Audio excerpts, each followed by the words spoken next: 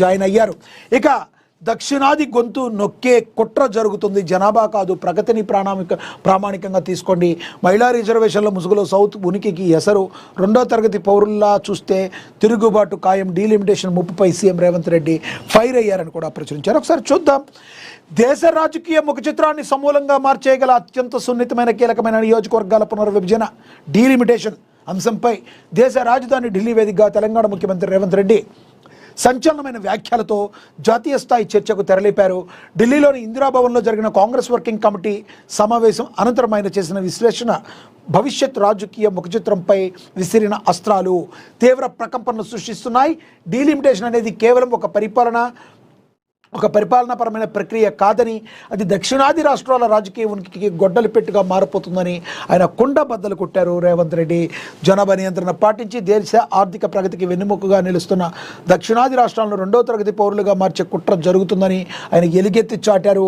కేవలం జనాభా ప్రాతిపదికన సీట్లు పంపి చేపడితే దేశ సమగ్రతకు సమైక్య స్ఫూర్తికి వాటిల్లే ప్రమాదం ఉందని పూసగుచ్చినట్లు వివరిస్తూ కేంద్ర ప్రభుత్వానికి ఆయన గట్టి హెచ్చరికలు జారీ చేశారు. భారత ప్రజాస్వామ్య పునాదులైన సమైక్య స్ఫూర్తికి, భిన్నత్వంలో ఏకత్వానికి రాబోయే నియోజకవర్గాల పునర్విభజన అతిపెద్ద సవాలుగా మారనుందని తెలంగాణ ముఖ్యమంత్రి రేవంత్ రెడ్డి తీవ్ర ఆందోళన వ్యక్తం చేశారు.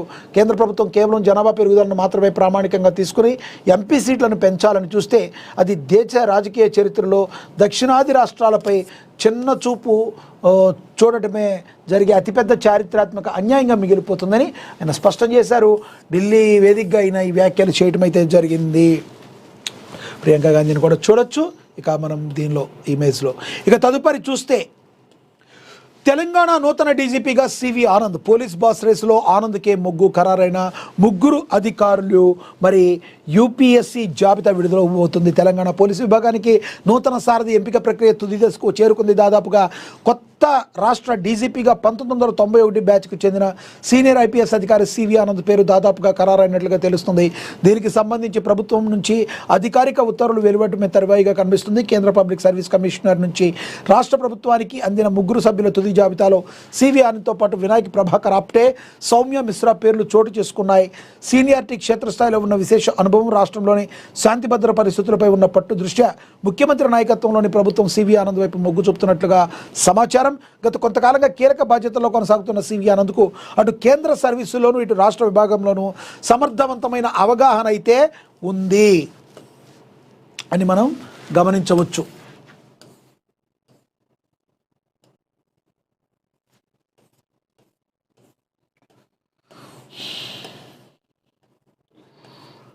అధికారికంగా మరి గుర్తింపు ఉంది. యూపీఎస్సీ నిబంధనల ప్రకారం రాష్ట్రం పంపిన అధికారుల జాబితాను పరిశీలించి అందులో అత్యంత అర్హులైన ముగ్గురు అధికారులతో కూడిన ప్యానల్ను కమిషన్ తిరిగి రాష్ట్రానికి పంపింది.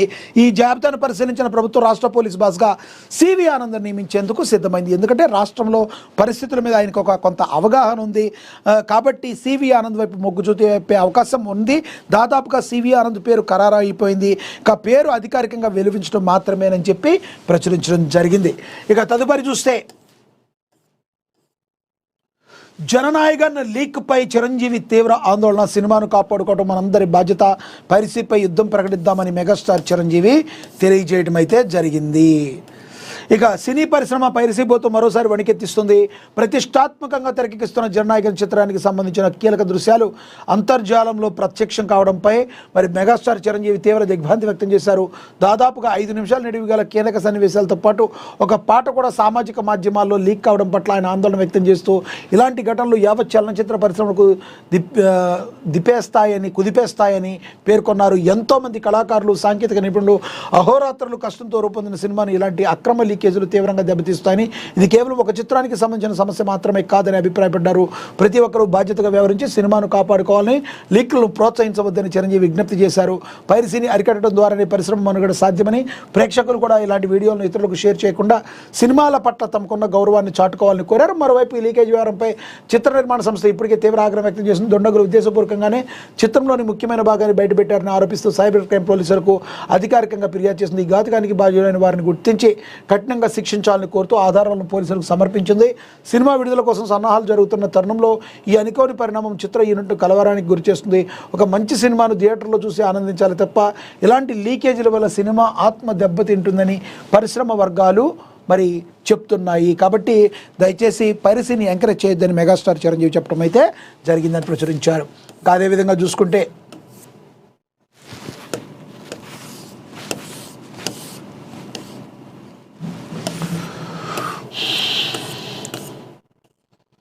ట్రెండ్ను ఫాలో కావద్దు, సవాళ్లను స్వీకరించండి, బెంగళూరులో నారా లోకేష్ మాట్లాడినట్టుగా ప్రచురించారు.